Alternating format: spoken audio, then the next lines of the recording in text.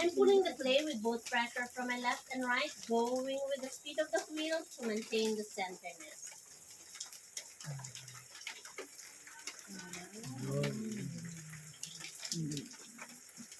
Kamay ko po ang mag-control sa clay, not the clay controlling my hands to keep the shape for it not to collapse.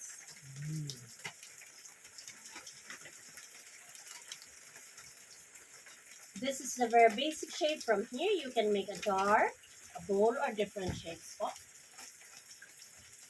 Right now, there's more pressure from my inside hand, pushing it out to widen. Here in the middle, pressure from my right, pushing it inwards to narrow down naman po. Then, outwards again at the very, very top to make a flower bust.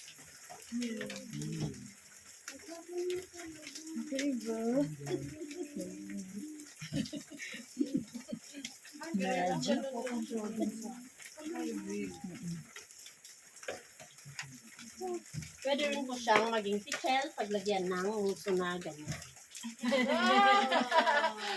That's all I can do right now. I let it dry for 5 days. After 5 days, we put the handle, trim the bottom, then dry it for 1 month. Air dry lang po. Ilagay namin sa oven for 12 hours of firing. Wait for 2 days of cooling down. We bring it out, then apply the glazes.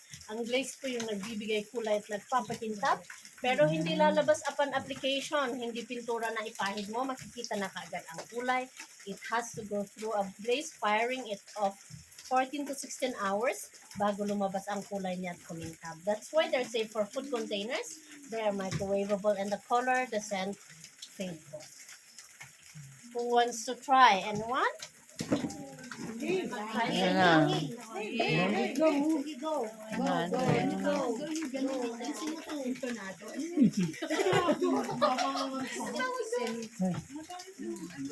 Pasmado. Pasmado. Sintonado, pasmado. Ang layo. Go ahead! Yay!